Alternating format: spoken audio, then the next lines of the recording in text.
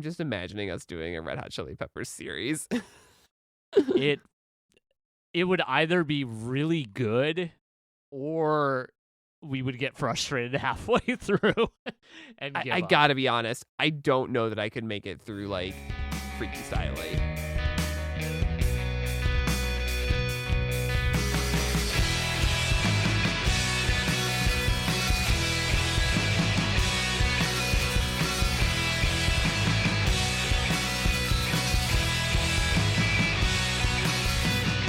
Welcome to Noise Floor, a podcast about music and our favorite artists' discographies. I'm Troy Sennett. And I'm Matt Kistler. And today we are continuing our Bright Eyes series with their reunion album following a 9-ish year hiatus.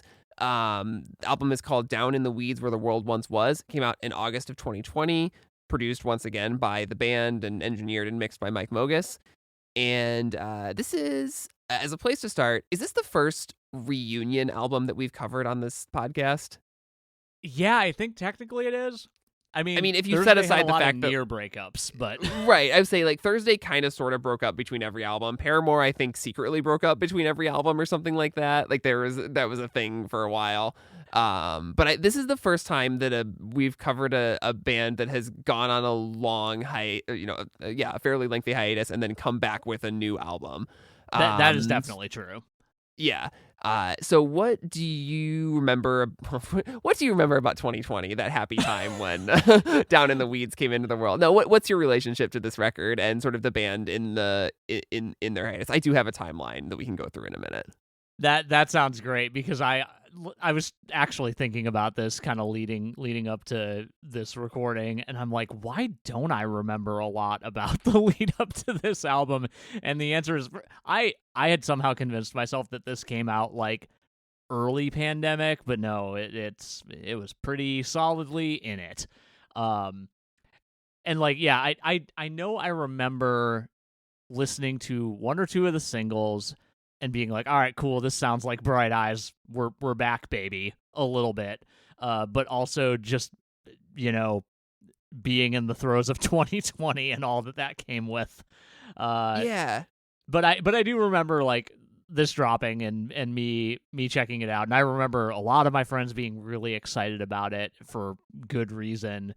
And I also remember it not sticking with me super a lot, with the exception of a couple songs, which is weird because like coming back to it now, I don't want to get too deep into it up front, but like this is pretty solid, honestly. I like it quite a bit.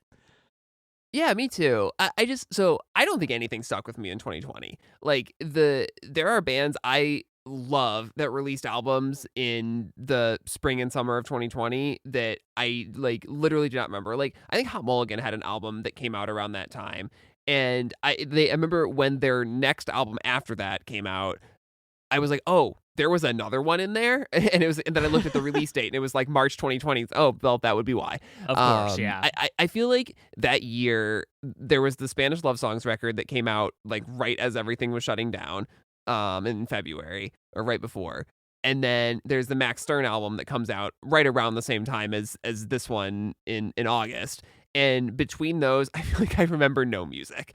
That's just the way that the world was at the time, and the way all of our brains were. But like my 2020 and like same as you. Like I listened to the singles. I loved Mariana's Trench when it came out, and that was what kind of. I think I had been following the singles, and I was excited that Bright Eyes was back together, and I was hoping to be able to see them, or and that obviously didn't happen for a while. But yeah, when Mariana's Trench came out, that was when I got kind of hooked again, and I remember liking the album a lot when it came out. But I agree with you. I don't think I've played it a ton over the intervening 5 years, except that I do go back to Mariana's Trench often. That song does go pretty hard, and we'll talk a bunch about it, I'm sure, in a little bit here. Yeah, I mean, so I guess let's do a little timeline of the the time from People's Key on. Yeah, I think I've got notes on this too, so we'll collab there's on actually this one. There's a lot. I'll try to go quite quick. a lot. Yeah, so 2011, the People's Key, they tour with the Mountain Goats, and then go on hiatus at the end of the year. It seems like Mike Mogis wanted to do kind of some, be with his family and be a producer again for a while, and the band was just kind of on different pages. Mike and Nate do some film scoring and tour with Nate tours with other bands and stuff like that. But in 2012, Connor opens a bar in Omaha called the Page Turner's Lounge, which is relevant to this album. Mm-hmm. And then 2014, he signs to Nonesuch and does the solo record Upside Down Mountain, which I reviewed when it came out for the blog I was writing for at the time, and I really genuinely love. I think it's one of my favorite Connor things. Did you listen to this? I have not yet, and I really want to go back to that one, given how much you like it. Yeah, I think it's notable both for one, for being a really good record, but also it's one of the only times that he's worked with a producer who's kind of outside of the Bright Eyes family. Yeah, because obviously every Bright Eyes record is produced by Mike and engineered by Andy Lamaster, and many of the side projects, solo projects, stuff like that are also produced by Andy Lamaster. So like, right. It's an interesting one to get like kind of an outside perspective involved in Connor's music. We will do a full episode on that album at some point in the life of this podcast. I think I'm gonna call it right now. There's quite a few other Connor albums that we will not touch on here that deserve being gone in on. But and then also 2014 is the notable also for when Connor was accused of rape by a woman, and then she like recanted or retracted what she's the accusation, which has had like a profound psychological effect on him and on Connor, and he's just his interviews about it are just like, it really messed me up, and like I also don't want to be used as an example of why you should not believe women when they come forward about this stuff. But I remember when that was all coming out, and it was I don't know, it was fraught for sure. Yeah, and like I feel like his feelings on it being complicated is completely understandable, because he's the type of person who, from what I can tell, would be the first to tell you, no, you should believe women when they come out with stuff like this, and wouldn't want to be a counterexample to that, because guarantee you there's plenty of shitty people out there who would do that 100% without question. Yeah. So that's, I think it is, I wouldn't say that it comes up specifically in this album, but it is, it's mentioned in the interviews and stuff for sure. Yeah. Around the promotion. 2015, you get the Desperados record, Paola, the reunion, and Paola and the tour.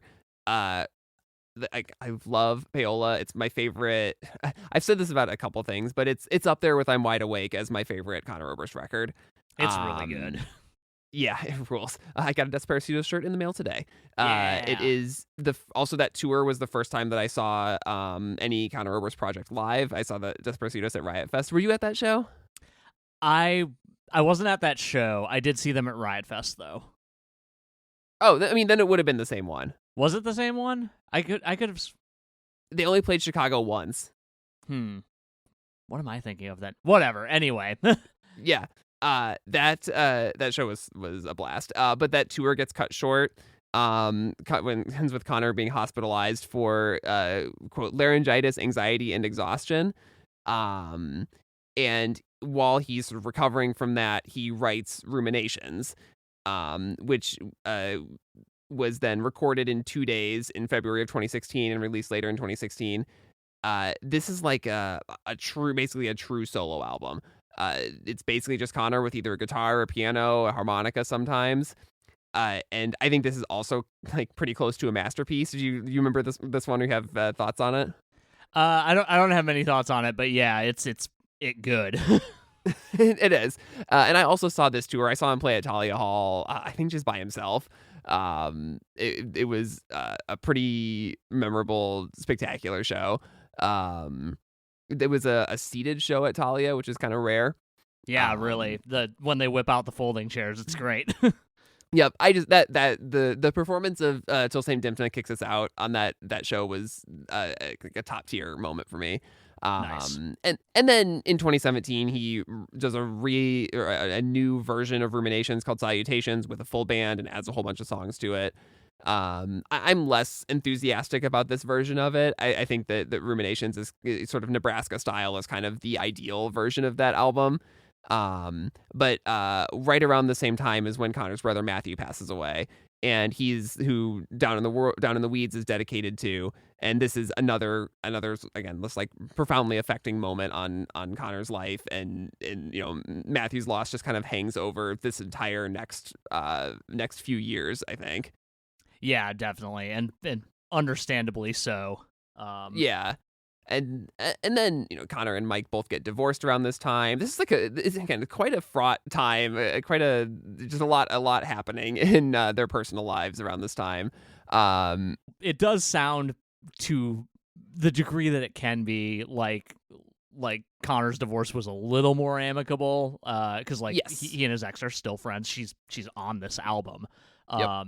But I know, like, I think in one of the articles I read, it said that Mike's marriage lasted like 23 years, which is wild. Yeah, that's a long time. Yeah. But so then in the midst of all of this sort of tragedy and dissolution is on Christmas, at a Christmas party in 2017, Connor and Nate decide that they want to make another Bright Eyes album, and they apparently FaceTime Mike from a bathroom and pitch the idea to him, and they all are on board. And so then they kind of start working on stuff throughout the next couple years. And then sort of alongside that in 2018, Connor makes the Better Oblivion Community Center record with Phoebe Bridgers, which comes out in early 2019. This is one I know that you have feelings on. Yeah, and we're gonna talk about this record, but yes. I absolutely love it, and that's not very surprising because I love Bright Eyes and I love Phoebe Bridgers, so it kind of works out. Yeah, well, and I think sort of relevant to this album, Mike Mogis credits the Better Oblivion experience as a turning point for Connor because it's a project that he wasn't fully in charge of, or didn't need to be fully in charge of. And that is, I think, relevant to this era of Bright Eyes because sort of one of the prerequisites for them getting back together, as they say in the interviews, was that it needed to be all three of them. And they're part of the I don't know, I want to say the theme, but the undercurrent of this album is that it establishes Bright Eyes as more than just the Connor Oberst project. Like Nate and Mike, especially Nate, I think have like essential roles on this album, and Down in the Weeds as it is just does not exist without their contributions. No, absolutely not. And like kind of reading about the process, like it really sounds like that was taken to heart in the process of writing this record. Like it sounds like Mike and Nate were there more at the inception of songs than they ever have been in the past. Like it's not just Connor brings a song and it gets fleshed out. It's Nate brings this cool chord progression, or they're like forming a chord progression around like an existing like snippet of something. Nate actually talks a lot about in one of the interviews about this kind of, well, he might not have talked a lot about it. I think it like kind of became the thesis of I think it was the Fader interview. This concept of ugly beauty is talked about a lot in that interview, and that's something that he like specifically talks about with regards to the end of Page Turner's Rag, but it kind of permeates throughout the album in that like this album is often described as apocalyptic, which is maybe not surprising given the title, but I feel like that kind of seeps its way into like the arrangements and the general feel of the songs beyond the lyrics. Yeah, what do you make of the title? Like, do you see it as just like it's a reference to sort of the world ending, or what do you get out of the phrase "Down in the Weeds where the world once was"? Because it's not a lyric on the album. No, I apparently it was Connor started trying to write an epic poem, epic in the sense that it was just going to be very long, like, in the style of like a Howl or something like that. And I mean, he already did write Let's Not Shit Ourselves, but yes. That is correct. But he apparently realized in the process of writing this that being a lyricist does not in fact make you a poet, and he abandoned it. And this was the title of that poem. And that is the only thing he kept from it. Oh, interesting. Yeah, I had no idea. I was like, oh, this. I feel like it captures the vibe of the album pretty well. I do get like kind of I don't want to, like, apocalyptic feels weird because, like, that, I feel like that carries, like, a specific weight of, like, hopelessness. But, like, if we're talking about, like, post-apocalyptic work, like, this feels like sifting through the ashes rather than dealing with the immediate aftermath of an apocalypse or what Yeah, have you. the apocalyptic thing, like, I just didn't get from the title at all. Like, it's in some of the songs, obviously, but it's not. I don't think it's as explicit as something like "No One Would Riot for Less," where that's like this is just Right. what it's about. This is the sort of post the current framing of the world or whatever. Because to me, like, I think of the title more metaphorically than that. I think I focus more on the down in the weeds part than the where the world once was part. Just in this idea that, like, when you're a certain age, life can be like you can get super super focused on the details of life, like you can get in the weeds of things, and then as you grow, like you have to look more broadly at the world and at the way that it's changing and the way that you're connecting with it. Yeah, I think that makes sense. And like, and I mean, well, yeah, and if you take the where the world once was, that's just looking back at your youth, and like realizing that the scope of your life and your focus has expanded. Like that makes perfect Yeah. sense to me. Which and that's I think that along with that this album is so much about processing tragedy and grief, like the sort of other running theme of it is I don't want to say just like the conversation with your inner self, like it's literalized on something like Beginner's Mind, but it is thinking about it's an album about how we grow, basically. Yeah, yeah, and like, and from the grief standpoint, like it gets talked about in a lot of these interviews, kind of the ways and like just kind of looks at this album, the ways in which uh the different kinds of grief that are occurring in the lives of everybody on involved in this album, like kind of end up intertwining. Like Connor specifically, obviously, because he is dealing with the death of his brother. He is dealing with the trauma that comes with a divorce, no matter like how like quote unquote okay it is. Like that's still huge in anyone's life that has to go through it. Like, and the those things are two very very separate things that have their own specific types of grief that come with them. But like when you're dealing with both at the same time, like they're gonna become intermingled somehow. Yeah, absolutely. Um, the other kind of interesting thing about this record is obviously we talked about that it was sort of built as a collaborative process between the three band members, but for a good chunk of this record, they bring in another set of collaborators that have not played on Bright Eyes Records before, and were, I think, actually just like utterly shocking names to see on the credits for some of these Yep. songs when the singles were coming out. Mainly Flea from the Red Hot Chili Peppers, who plays bass on about half the album, and Jon Theodore from the Mars Volta, who plays drums on most of the album, I think. As far as I know, There's yes. yeah, so I think there's kind of a Omaha band and an LA band on this album, I think, which is they recorded about half of it at Arc in Omaha and about half of it at Electrovox and Capitol in Los Angeles. And that mostly lines up with Flea mostly plays on the LA songs. Yeah. I think Jon Theodore plays on most of it. Macy Taylor plays bass on most of the Omaha ones, and they have their usual like massive slew of collaborators and orchestra members and people who pop in for a song or two or do some guest vocals and stuff like that.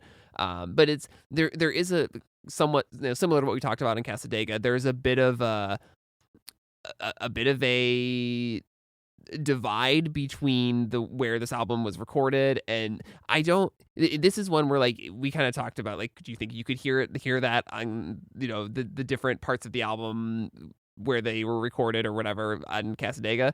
And I think this album is even more cohesive. I don't really hear much of a difference. Obviously, like I hear Flea's playing and that's recognizable, but I don't. Do you hear like a difference between the two parts of this album? Because you even could have guessed that it was done in different sessions halfway across the country. No, definitely not. The biggest, yeah, I think the biggest giveaway for me, much like you, is that you occasionally go, "Oh, that's got to be Flea," if you know that it's Flea.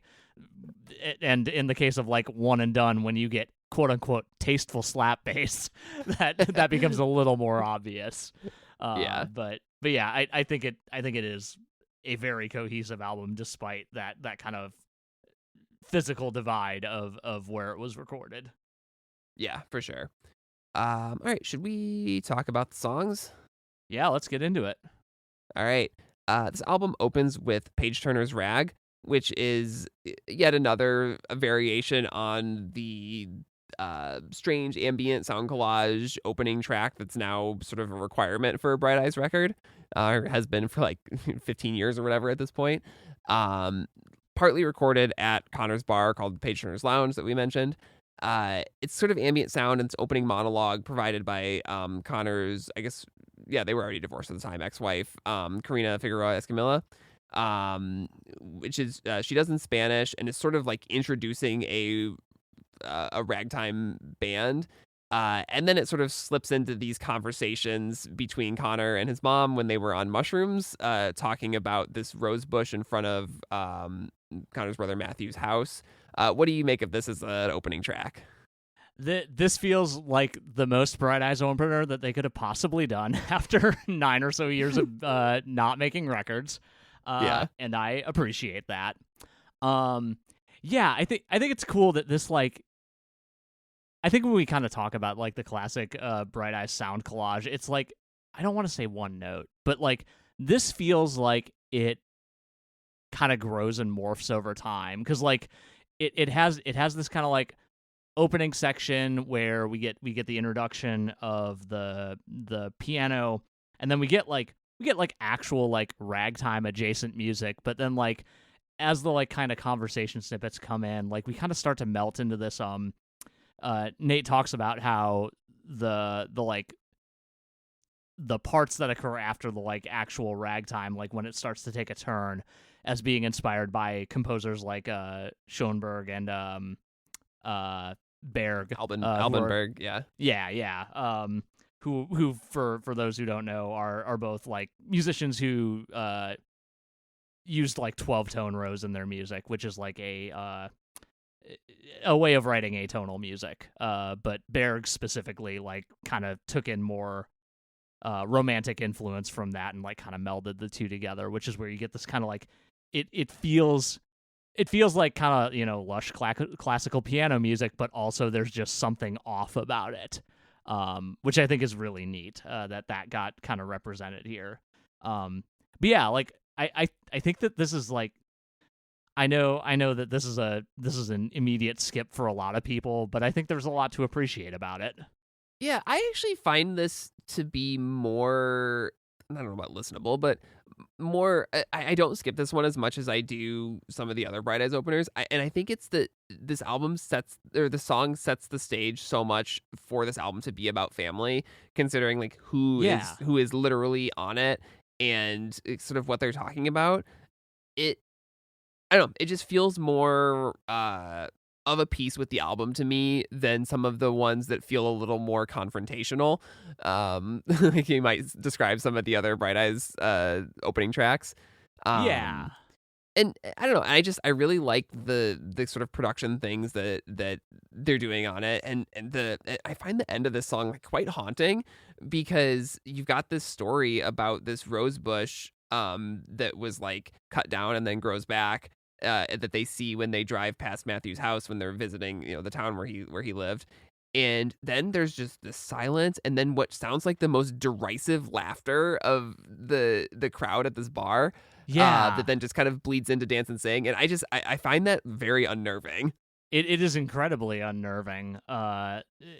Which like, yeah, I when I was writing my notes on this originally, like I'd kind of forgotten about that, and like I hadn't like paid much attention to like where that actually sits between those two songs, since it does kind of bleed over.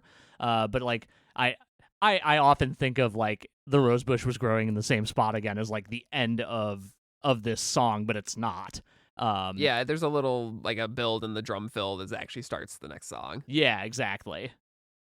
Which the next song is Dance and Sing, which is sort of where the album proper starts, and I think it's just a really spectacular sort of true album opener. The the orchestral elements are at the forefront kind of right away, and this is like I don't know, I guess kind of a song about perseverance in the face of tragedy. And this is such a great showcase of what Bright Eyes is in 2019 when they're making this album. Yeah, I definitely agree with that. And yeah, I think the point of it being about perseverance in the face of tragedy is like this is something that comes up a lot on this album in various forms, and as much as it is not technically the intro of the album, I know that Connor insisted that this had to be the first like quote unquote proper song. Yeah. Yeah, because I mean, it starts with "Gotta keep going like it ain't the end." Like that's there's not a more opening Bright Eyes line than that, I think. Right. And yeah, there's also an element of sort of this like living true to yourself regardless of what the world thinks, where you get something, lyrics like all the popular prophets want to take me to task, and there's a little bit of that in there too, or this idea that all I can do is just dance on through. And I mean, dancing comes up all over this album. I'll call it out a few times. I think it's a motif that is both related to perseverance and also related to it's used in some more like negative ways in a couple songs, and I think it's pretty interesting. Yeah, I definitely agree with that. You're familiar with the T-Rex song "Teenage Dream," right? I'm sure I've heard it. Is that the one that's in Longlegs? It might be. It's the one that's in Scott Pilgrim. I know that much. Okay, then I've certainly heard it there. Okay, this song, arrangement-wise and a little bit in the vocals, reminds me a lot of that song, because that song has like this kind of like almost sleazy vocal delivery in a lot of places with some wild vocal effects going on, but like the strings in particular, I would be a little surprised if Nate didn't like draw a little bit from that song in particular here, because like it is very much a rock song, but it has that like really really lush string section, which like obviously is Nate's specialty, but like it feels particularly tight on this one. Yeah, well, and then at the ending when you get the choir that comes in, that arrangement is really cool too. That lifts the song in a really interesting way. Yeah, because the way that they present that on the album is like it sounds like it's on a like incredibly old record player, like an Edison cylinder or something like that. Yeah, like and it's really tinny. blown out. And, yeah, exactly. It's cool. I really love this song. It is one of my favorites on the album.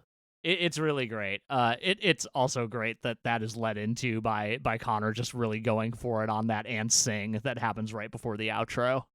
Yeah. I think his voice sounds particularly great. I mean, this entire record sounds great. Mike Mogus, obviously an extremely capable producer. There's something about the way he sounds in this era of the band. It's on the album, but especially on the Tiny Desk concert that they did. Oh yeah.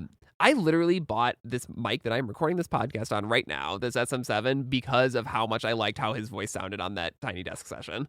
Yeah. Watching that earlier today, I was like, man, it seems like maybe this could have been pre-recorded weirdly, but like it's just he sounds that good.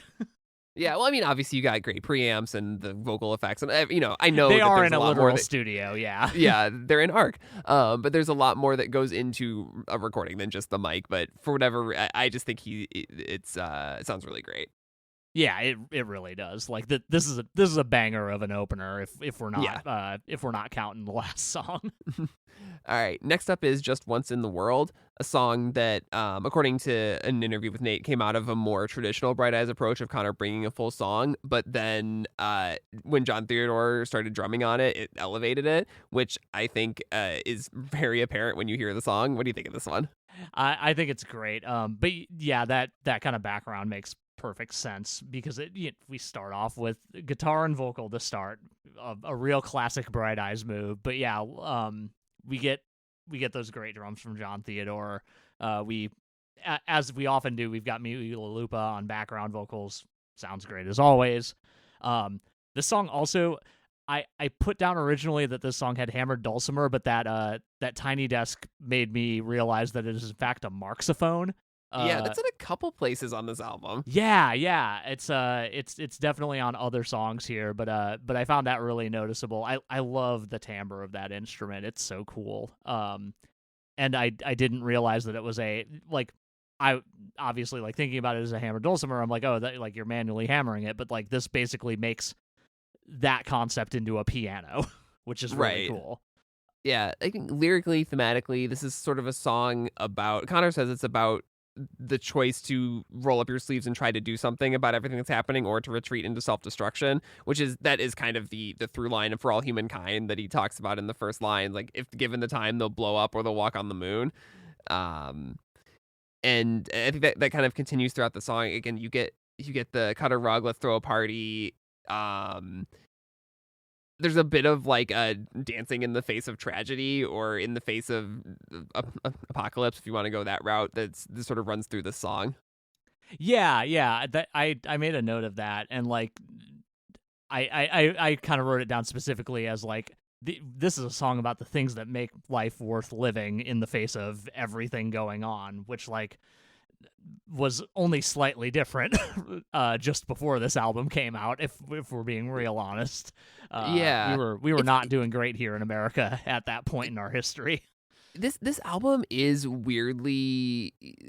I mean, I think it would still be a meaningful record if it had come out not during the pandemic, but it is quite a fitting record in a lot of ways for, the feelings of 2020, even though it was written and recorded right. But they actually mentioned this in one of the interviews, that it was, if they had like dilly dallied on the mastering, the record might not have never come out, because they were like right up against the shutdowns. Yeah, that's such a wild thing to think about.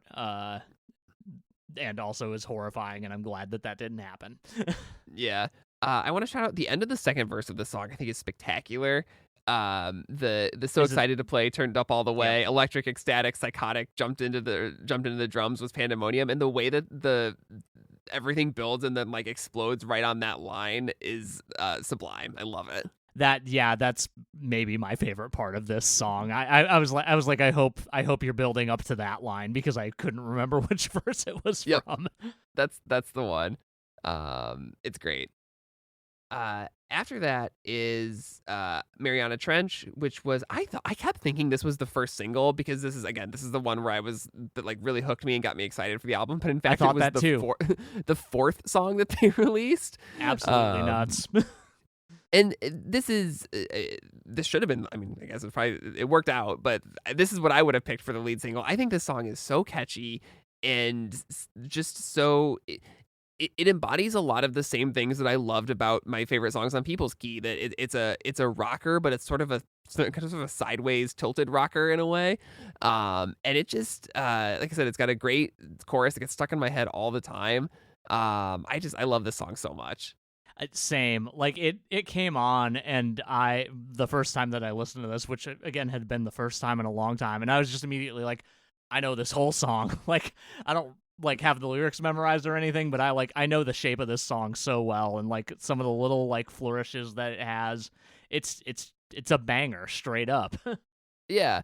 It's got this element of about like, how do you live in a world that's so full of these extreme highs and lows, and it's got a little bit of the one for you, one for me, like opposites thing going on. Which kind of like in one of the Apple Music interviews, is like, this is kind of a joke, like this idea that like, oh, what if we just put the most obvious, the highest, the Everest and Mariana's Trench together in the chorus. But I think that the other images that sort of stem from that, I think, are all really interesting. It's kind of makes it there's a stuff about the earthquake and the 405, makes it kind of an LA song, which is, they're usually doing New York songs or Midwest songs. But it's, a lot of it is just about like the corruption and paranoia of the modern world, which is, only has become more relevant since the song came out. Yeah, you get to that chorus and you're like, wow, this is, well, yeah, all right, cool. Not much has changed, except that it's gotten worse. The ever widening money trail. The ever widening money trail. It just keeps getting bigger, it turns out. Speaking of the chorus, what I really love about this song is that like we talk a lot about kind of how Bright Eyes choruses usually work, is like, which is, you get a chorus and you get another chorus that sounds like that chorus, but the words are completely different, and that just kind of continues down the line. We get the first chorus and the third chorus are the same, but we get a litigation of the lyrics in the second chorus, which I think is really, really cool. Yeah, and then especially because of I think the look up at that big wave, look down at your other brother's grave is a particularly affecting line. Obviously in reference to the Connor's brother's death, but this idea that another one of those contrasts between like the hugeness of tragedy in the world and the relative smallness of the tragedy of one person's death, but the sort of but that it's inverted by the fact that one person's death can, if that person was important to you, can completely overwhelm your life. Yeah, it's it's a lot. Yes. There's two musical moments in the song that I think are worth pointing out. There's like the second, I think pre-chorus, I guess, has this insane shuffle beat going on that I don't understand how like Jon Theodore is physically playing it. Oh, the is that around the all these faces are contortionists line? Yes. Okay, yep, yeah. Yep. There's another really wild thing that happens production wise there, and I can't quite describe it. But yeah, that second pre-chorus is absolutely nuts. Yeah, well, and then the even more nuts part is the drum and horn break in the bridge. Yep, that is, yep. I remember hearing that. It's like, that's never been in a Bright Eyes song before. They have never done anything even close to that cool and that. They've done stuff that's that orchestrated, but nothing that feels like that part feels. Yeah, well, it's really like, it's especially cool because we get that bridge part. It flows right into that last chorus, but we get that hard break shortly after we start that third chorus, and I really love that. Like right after Everest is sung. The performance of this on the Late Show is so good. It's another one of those like at home, remote recorded pandemic Late Show performances.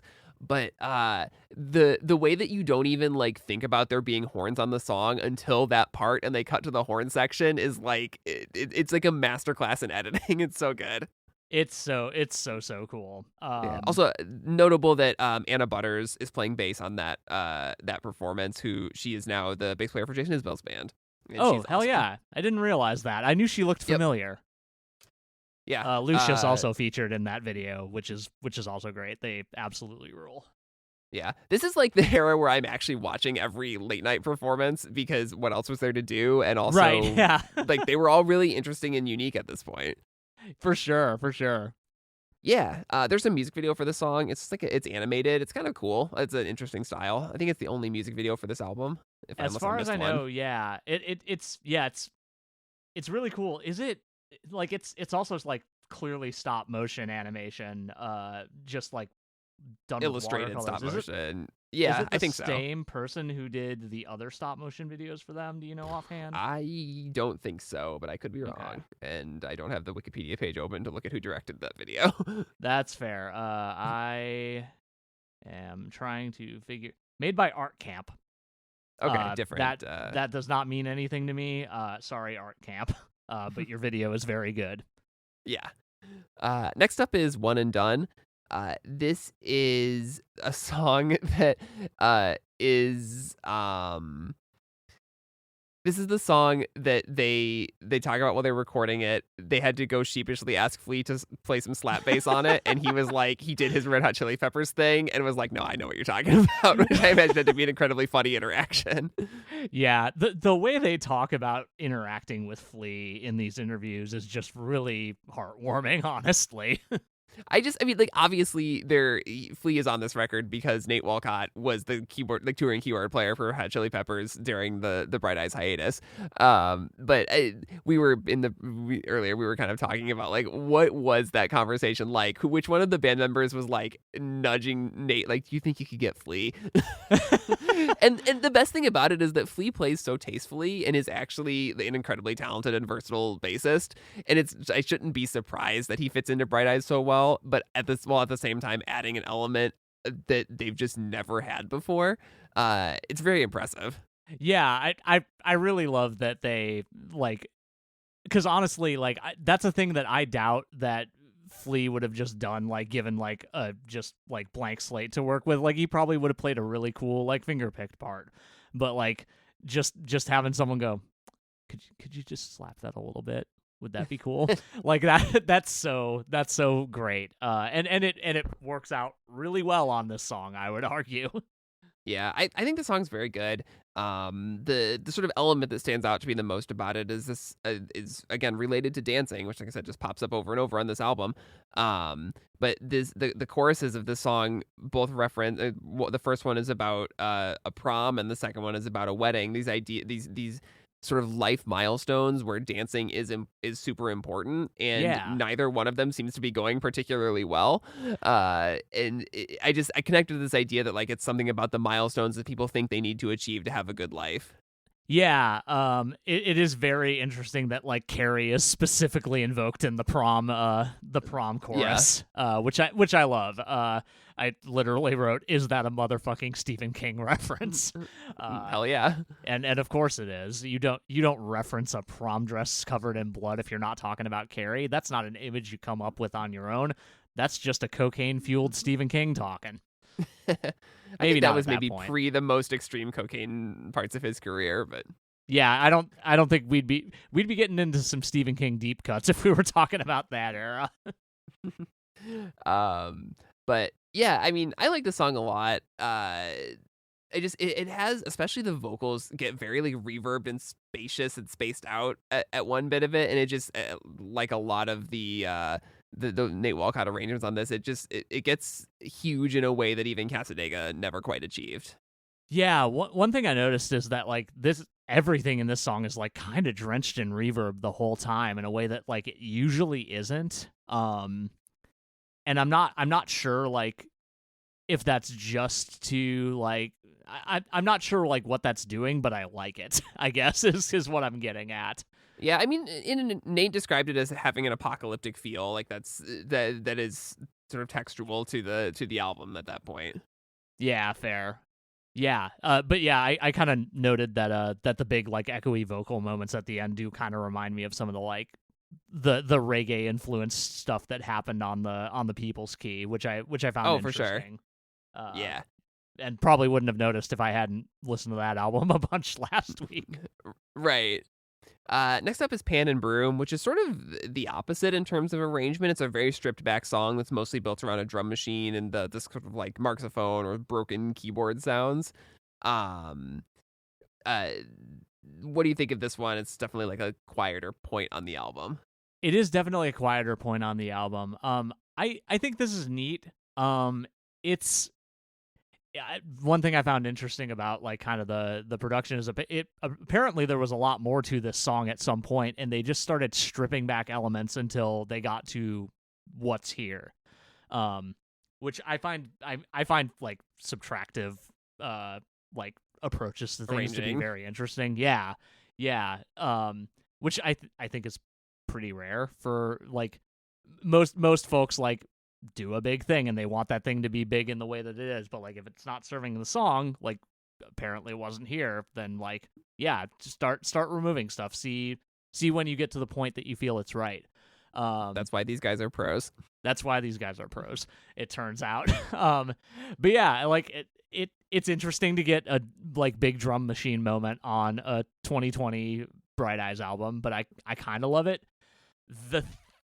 I also love the creepy keyboards. Like that's very much my jam. Yeah. But the thing that throws me off about this song is the like big that happens a couple of times in the song. That's like just like louder than everything else and like kind of drenched in reverb. And it's just odd. Yeah, that's not the only song they do something like that on too. Yeah. It's a thing I don't understand when it happens, but I'm sure it happened for a reason. But kind of the general vibe I got from this song lyrics wise is that like we're kind of in that mode of like the ways in which you deal with the challenges that life throws you or is throwing everybody. But this kind of like this feels like it's poking fun at like the things that people tell you to do. Like if you like classically, like when you're depressed, have you thought of taking a walk? Like that kind of thing. That kind of stuff comes up a bunch in this song. And I think that it's handled pretty well from that front. Yeah, and it sort of cycles between that kind of like the personal depression, that idea, with the sort of more sort of end of the world ideas that it puts in, these like the world went down in flames, the what is it, there's another one in there too. Oh, wait for the rapture while the man on the phone bangs with talking snakes. Like there's Yeah. the both sort of extremes of like the deeply personal and the enveloping the entire world are like playing together in this song. Yeah. After that is Stairwell Song, which is a huge standout for me. This is kind of a song about looking back on an old relationship and breakup and trying to comprehend it, even though there's really nothing to understand about it. I think this is kind of a masterpiece of a song. It literally made me cry today. So yeah, I love this one. What do you think of this one? Yeah, like Connor specifically like refers to this as a love song, like kind of full stop, and like it really does show. But it's maybe not the kind that you're looking for, depending on how you come to love songs. Yeah, I really like this song. I thought it was very cool to see in that kind of album teaser that came out before, like right around the time the album was announced, like seeing the orchestra record the like strings and horns for this song was really cool.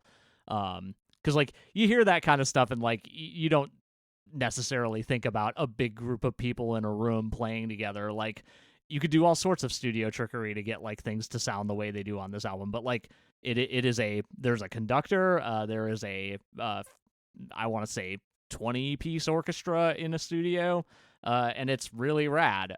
Like, yeah, I feel like lyrically and instrumentally, like this song really, really comes together to like kind of honestly punch you in the gut a little bit. Yeah, and they do. I mean, they do a couple things on the song that are sort of interesting and unique.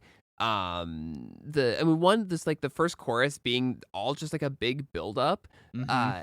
Is pretty cool, and I love that chorus melody. I love those lyrics. You were smart but so foolish with your heart. It's such a great phrase. And then you get this trumpet solo, which is Nate playing the trumpet solo, which I think he said is the first time he'd actually played a trumpet on a Bright Eyes record since I'm Wide Awake.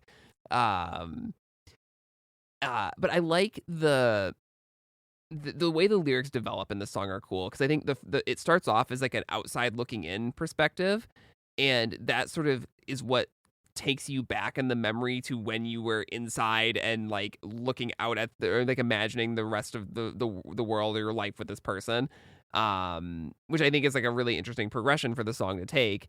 And then just it ends on this reflective like nothing changed, you just packed your bags one day, didn't bother to explain what happened. You like cinematic endings, which is like sometimes there's just no explaining why people change and move on. And you just never get an explanation, like a movie. And then Nate gets his like basically, musical joke of doing the most cliche, movie score orchestra ending.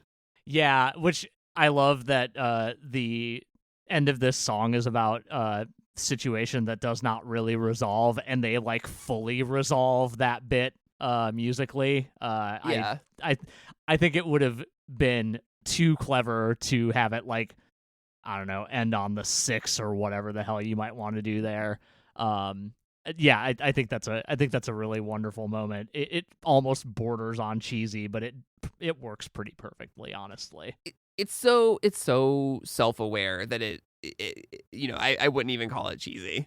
Yeah, exactly. And it also like it doesn't overstay its welcome. Like it is actually No. a pretty brief in terms as far as the orchestral moments on this song or on this album. For sure. Then we get to Persona non grata as we get into the second half of the album.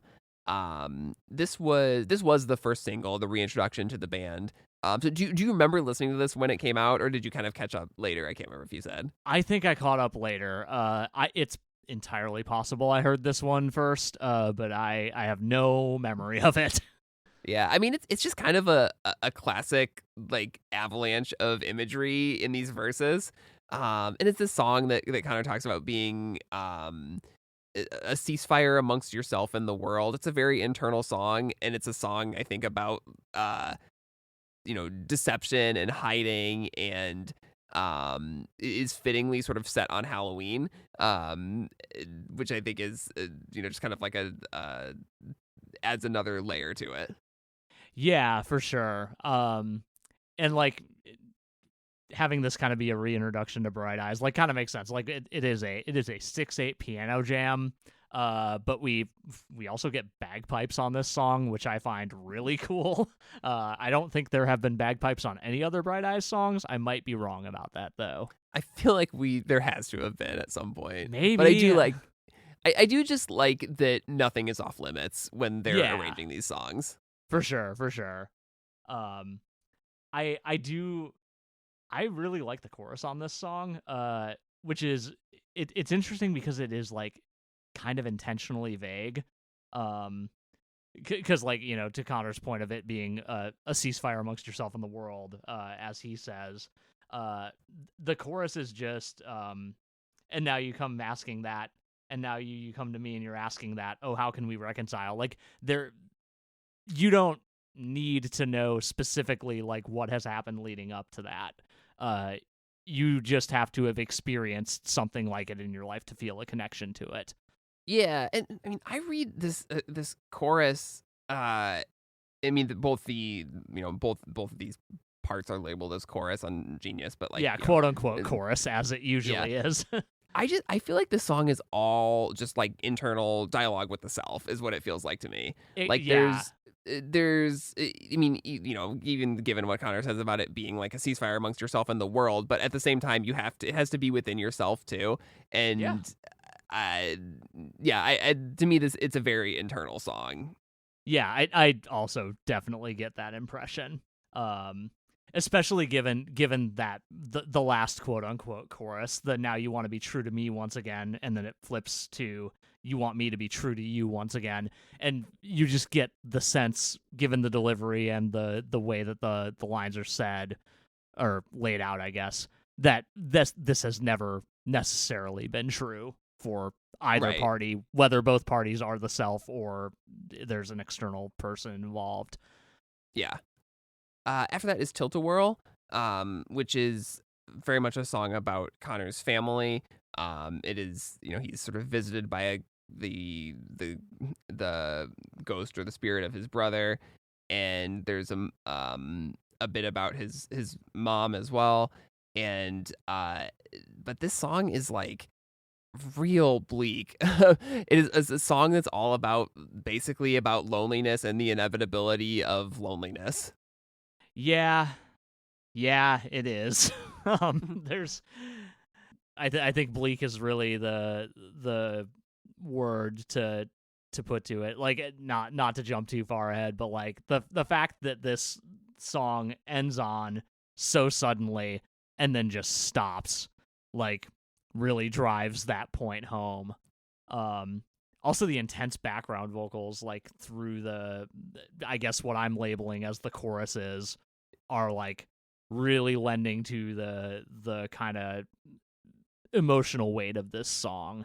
Yeah, well, they talk about this song as one that is sort of production wise kind of intended to be a little more like letting off the happiness or kind of the early Bright Eyes stuff, and that's Andy LeMaster doing the backing vocals and those choruses, because apparently he can scream just like Connor, which is kind of an interesting idea.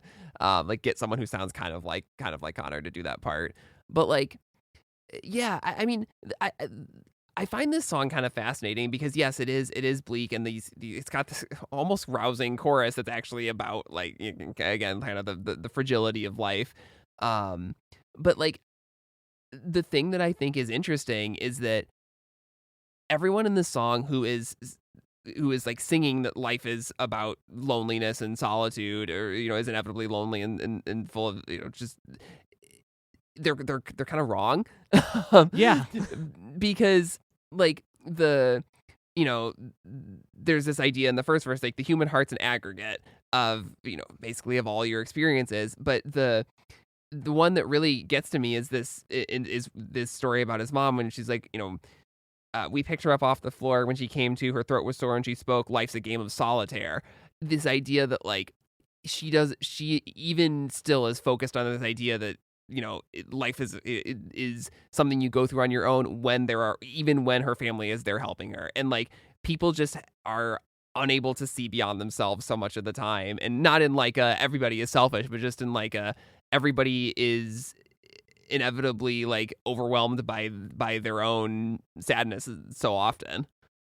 Yeah, and this is not often a feeling placed on others by Connor, but I guess that's not necessarily true, because like I do think back to like Bowl of Oranges, where there's the kind of bit about helping out that doctor, ultimately culminating, and that's how I learned that everybody's alone. But usually, like it is a feeling that belongs to the narrator specifically. So this feels like kind of an interesting turn on that. Oh yeah, for sure. I didn't even think about connecting it back to Bowl of Oranges. I like that. Yeah. I tried to read way too hard into the Beethoven's Fifth thing, and by too hard I mean maybe not hard enough, because I was like, oh, is this about like development and recapitulation in sonata form? And then I clicked the Genius annotation, and it's the fact that the Fifth is about destiny and death and how all that's inevitable. I'm like, yeah, that's probably what it actually is.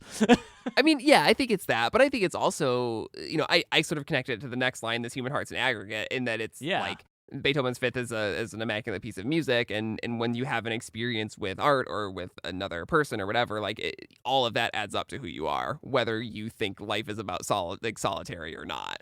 Yeah, absolutely.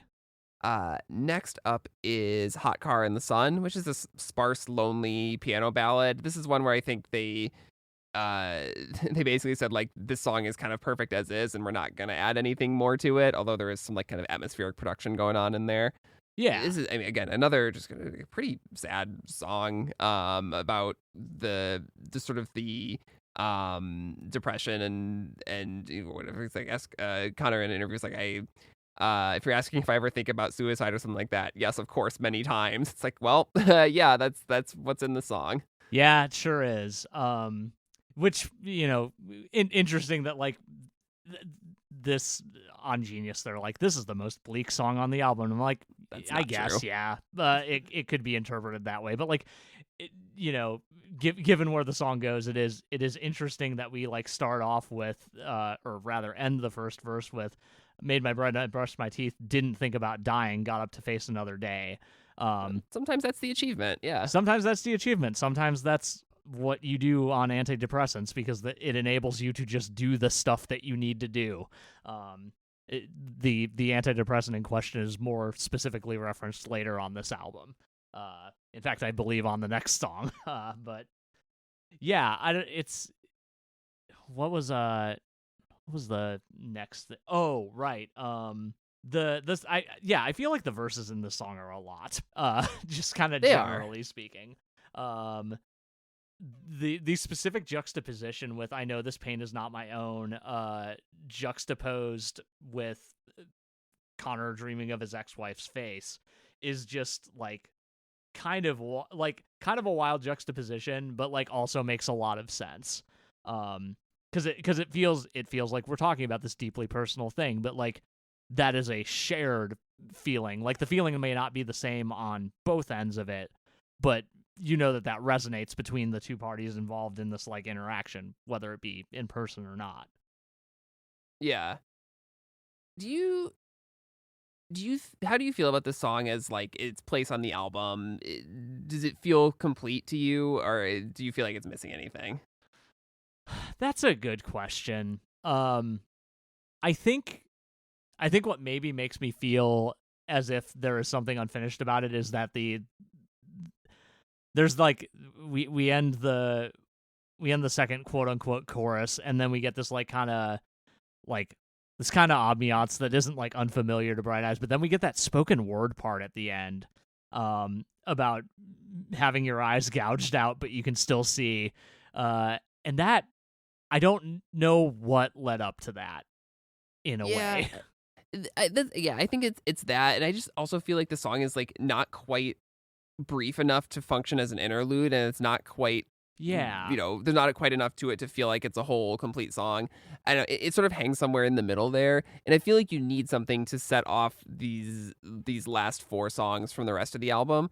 Right. But I For don't know if sure. this song, it's definitely my least favorite song on the album, and I just don't know if it fully works even as either an interlude or its own complete thing. Yeah, it's not. I can tell you right now that if I was going to just pick a song off this album to listen to, it most assuredly would not be this Not one. that one. Yeah. But it might be Forced Convalescence. This Could was be. a single and a song that I really, really love. Another one that is with recorded in Los Angeles with Flea is like going off on this song in He really in a is. very tasteful way. But this is a song that is, largely about, like literally about having to stay in bed and convalesce, recover from something. But that makes it kind of the most resonant song about the year that the album came out in, even though it wasn't the year that the album was written about. Yeah, because I assume that this song is about like 2015 and Connor like having 2016, to yeah. 2016, like Connor having to like literally physically like just lie down and not do anything for a while. Yeah, I think it's that, and then it's also about, he's this turning 40, which is, I think Yeah. he turned 40 in 2020. And so it's like kind of about looking forward to that. It was that line, catastrophizing my birthday, turning 40, ending up like everyone. This idea that, Ugh. I guess, ultimately I kind of burned out and my fate is just to, have a corporate job like all the people that I said I wasn't going to be like. Yeah, and I mean, in one of the interviews, he talked like I think it was the might have been the Consequence interview where it was like a straightforward interview where it's like I asked all the members of the band this same question and they gave me their answers. Yeah. I think like Connor's thing was like during the pandemic, like, yeah, I don't know, I haven't really had motivation to like pick up a guitar or anything like that. I'm mostly just hanging out in Omaha and playing with my dogs, which is great. But like that is kind of interesting given this context. And also I deeply feel catastrophizing my birthday turning 40, which like I know 40 is the new 30 or 25 or whatever the hell people say, but it's still, I grew up in an era where turning 40 was a fucking tragedy, so it's literally went to so many of my parents' friends over the hill parties. Oh my god. I don't know how long it will take society to recover from that era of aging, but I hope it's soon. I want to be so clear that turning 40 is not a tragedy. I have many friends over 40, and a lot of them are cooler than I am. Yeah, this is a song that has one of those like kind of production like moments that you were talking about earlier, that like the kind of, I guess at the end of each chorus it does this thing where like the keys swell up and the drums get really, really loud and the vocal all of a sudden seems like way closer to you. Yep. It's a really cool, disconcerting effect that happens a couple times. It does, and it's especially prominent on that Mountains and Dust at the end. Yep. It's wild. Like that, I think it works pretty well on this song. I don't know that it did with the on the other song, but yeah, I think it works here. It was really notable. After that, there's something like, I want to say there's something buried in the mix there. Like I literally just have in parentheses, "Do you believe in God, champ?" in my notes here. It's in there somewhere. Yeah, it's in there somewhere. Yeah, it's a sample from something, and I don't know what it is. Yeah, it's not loud enough for me to like try to pick it out, but it's texturally it's pretty cool, and like yeah. It is always fun to like try to focus in on that kind of stuff and ultimately be thwarted by the way that the arrangement is, which I'm sure is 100% on purpose. Yeah.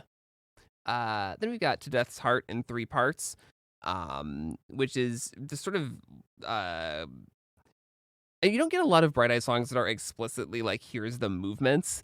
Yeah.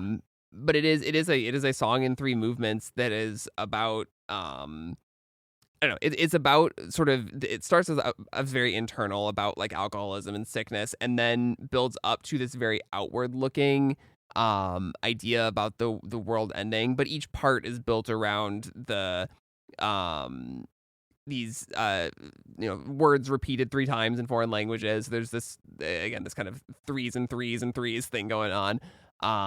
But it's the words that are sort of significant in each part are blessing, exhausting, and ephemeral. Which again are kind of the key images and ideas of the song. What do you think of this one?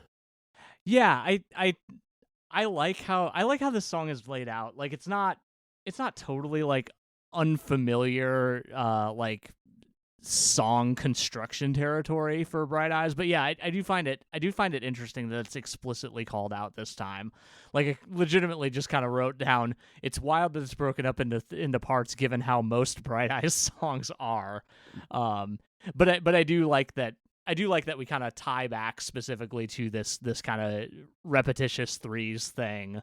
But and the third movement, like, or the third part rather, within this 5.5-ish minute song, really like does feel set apart from the other two. Like the first two parts kind of blend together in a little bit of a way. I wouldn't necessarily like demarcate them as different movements of the song unless I was like shown that. But the third part does feel like it differentiates itself with the like kind of palm-muted guitars and like really like intricate drums. I would call them driving in that part of the song.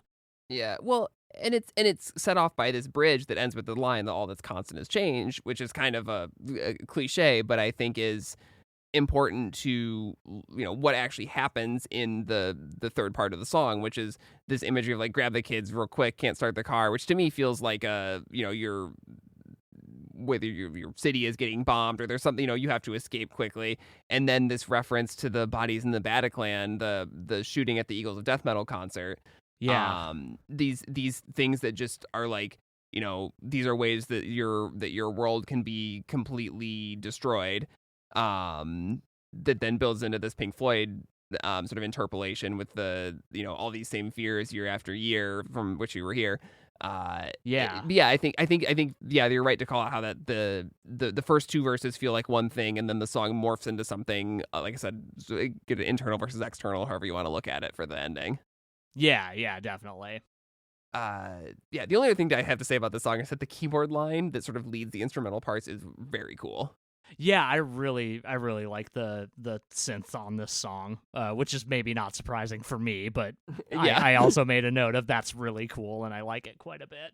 Were you just like watching that tiny desk, just like show me more of Nate's little studio? Give me an overhead shot, and let me zoom in on it in every crevice. Thank you very much.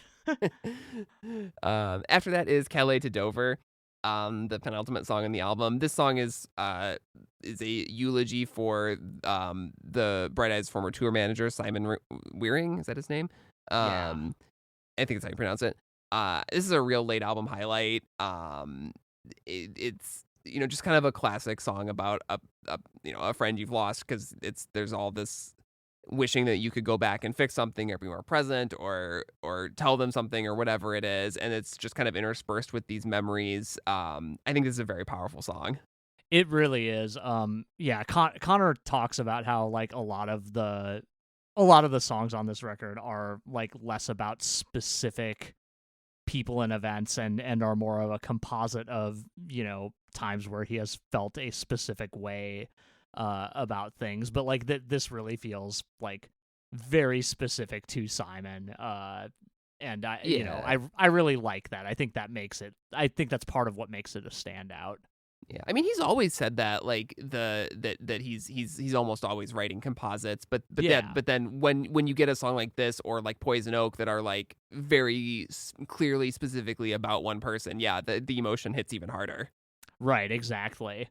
I did write down that in the bit that my second computer died in the middle of talking about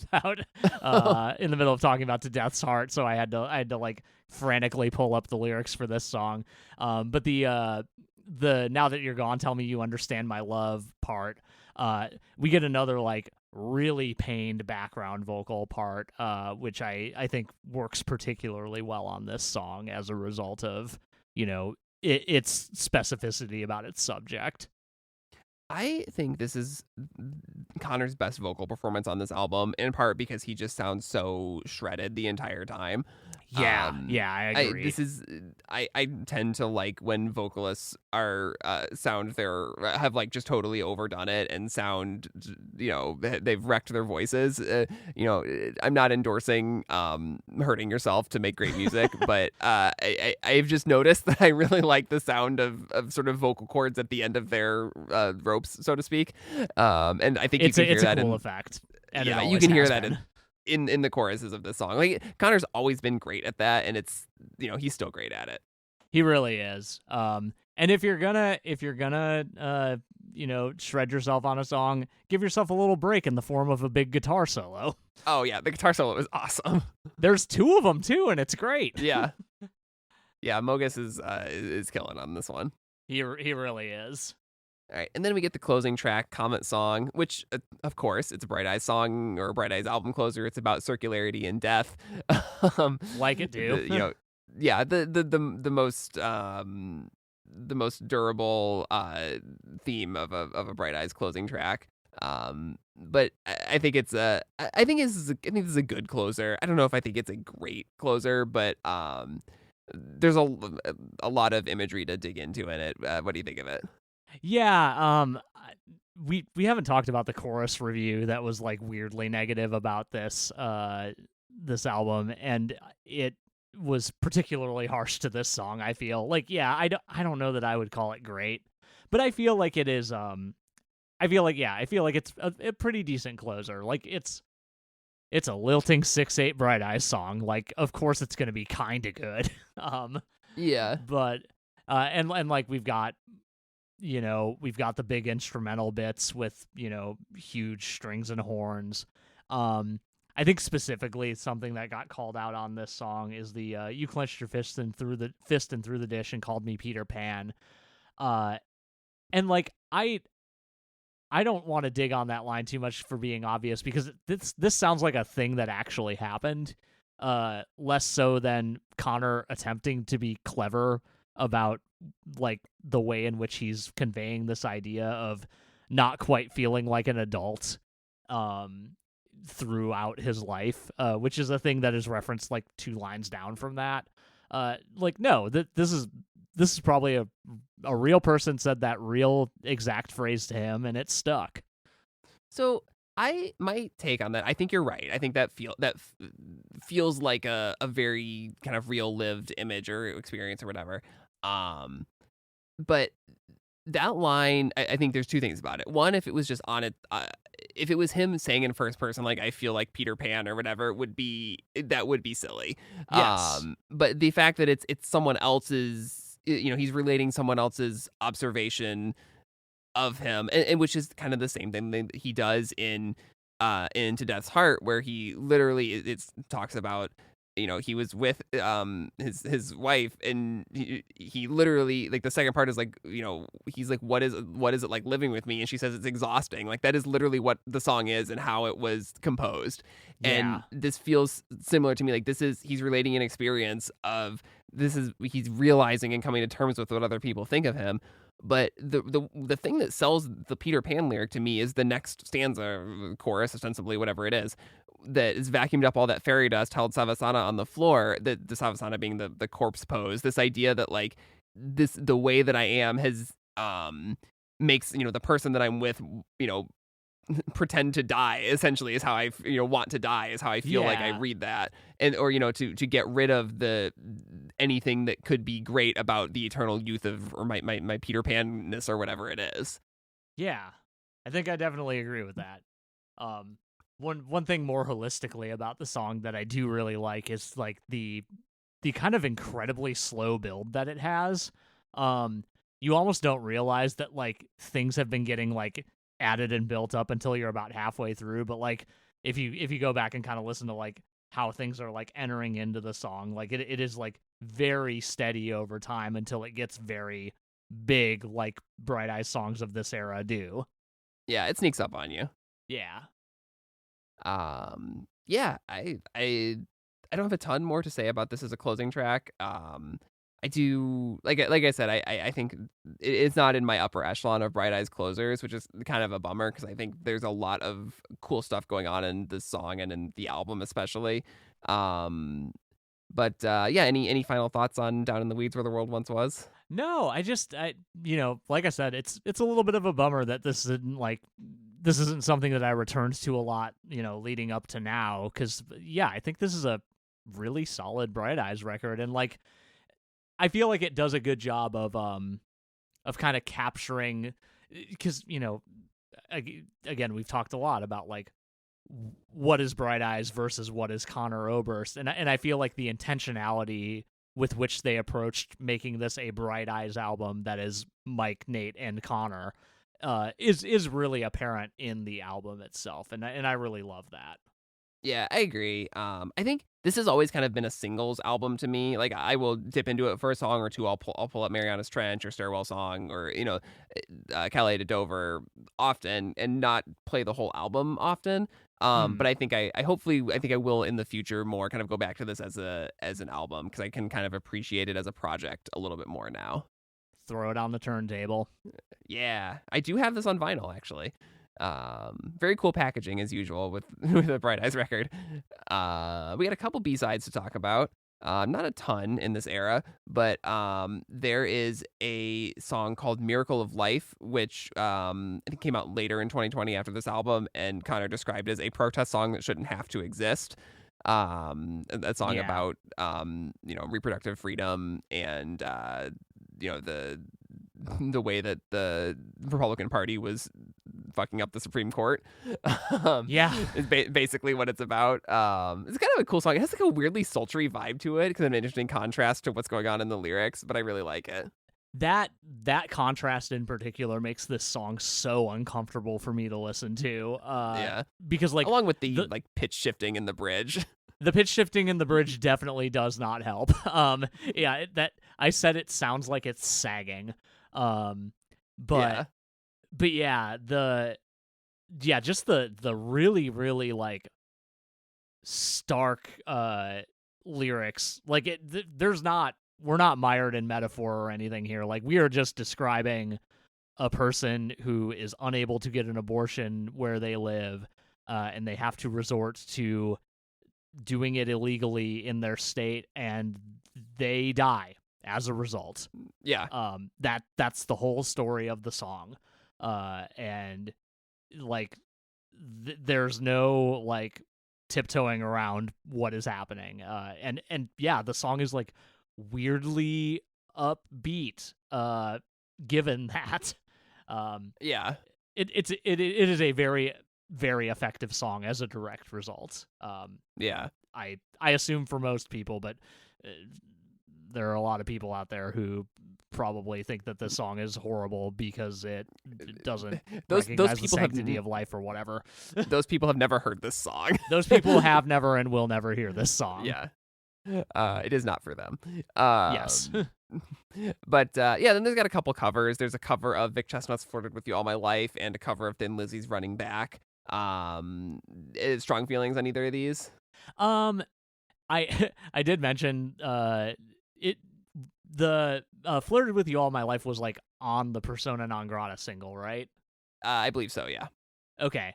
I didn't realize it was a cover going in, but then I read the lyrics and I was like, these don't read like Bright Eyes lyrics. And then I saw it's Vic Chestnut. But I did make a note that like if this was a Bright Eyes song, I feel like people would have gone ham on these lyrics not being very good for a Bright Eyes song, but I think it's really good though overall. And I think that it works in the Bright Eyes arrangement. I think it's a fitting companion piece to the album. It is a B-side to a single. It's like it totally fits. I will say that Mike Mogus's pedal steel performance on here got me like looking on reverb.com for pedal steels again, and they are so expensive. Yep. But and then there's a remix of Pan and Broom by Eve Merritt, which is a remix. I don't know. Did you listen to it? Yeah, I did. I don't like it. Yeah, I don't really either. Sorry, Eve Merritt. I don't know who sorry, you are, Merritt. but not a big fan of this remix. That was a weird note to end this B-side section on, because that's all Okay, of no, them. let's back up a second. That Thin Lizzy cover is really good. Oh, I like it a yeah, lot. it's pretty cool. Yeah, that's a better way to end it. You got a random recommendation for this week? I do. I as a 30 to 40-year-old white dude have to recommend the new Danny Brown album. This is pulled from something that JPEG Mafia said about, or something that somebody else said about the fact that we're not getting a Scaring the Hose 2 from Danny Brown and JPEG Mafia. This is all meaningless to like a lot of people listening to this, I imagine. Anyway, Raise his hand. I don't know what you're talking about. Danny Brown is a hip hop artist who absolutely rules. Kind of came to notoriety in like kind of the wider culture beyond like people who were listening to party rap in the like mid 2000s with an album called Atrocity Exhibition. God, that was almost maybe more than 10 years ago now. And has kind of occupied this weird space in rap and hip hop since, where he kind of does like cool experimental stuff. This record in particular, he works with a lot of really cool artists, including Underscores, who have written some of my favorite albums of the last couple of years. There's a Namdi feature on this record, which I love. Oh, sick! Shout out Chicago. And the last track on this is like a collaboration with Jane Remover. Like the production list on this record is insane, and the record itself is insane to match. So if you're looking for some weird hip hop, check out the new Danny Brown album, which I am blanking on the title of. I believe it's Stardust, but I'm gonna double check that and make sure that I'm not making a total fool of myself. Am I still logged into Tidal? This is great audio. Yeah, Stardust. I was right the whole time. Nice job, me. Stardust by Danny Brown. I think it's very fun. Highly recommend if you're in for some weird hip hop. What you got, Troy? I am going to recommend, unsurprisingly to me and probably you, the new album from the Mountain Goats called Through This Fire Across from Peter Balkan. Yeah, I didn't bring that because I knew you were going to bring it. Yeah, I had a backup in case you did, though. But I can save that for another week. But this is, I mean, we love the Mountain Goats here, obviously. And this album is sort of it's basically a musical. It's a sort of concept album. It's about a couple of guys who are shipwrecked on a beach talking to each other. And it is my favorite Mountain Goats album in probably 10 years, since Beat the Champ, I think. And it is just, in terms of performance and arrangement and storytelling, everything about it, just I have really vibed with it both times that I've played it so far. And that's without even like really digging into the lyrics, where I think there's going to be a lot to get into thematically and story-wise in here. I think it's some of Jon's best writing, and the band is like on fire, even though it's not like a loud rockin' Mountain Goats album. Yeah, it's real good. I'm excited to give it a few more spins. But yeah, really firing on all cylinders on this one, I think. Also kind of an interesting connection to Down in the Weeds, where Matt Douglas, as the Mountain Goats sort of resident arranger, is I think he's not as maximalist as Nate Walcott is, but he is great at sort of tastefully bringing in some horns or some strings or some interesting elements to elevate these Mountain Goats songs. Yeah, Matt really nailed a vibe on this record on that front for sure. Yeah. All right. Didn't mean to do another almost hour and a half episode, but here we are.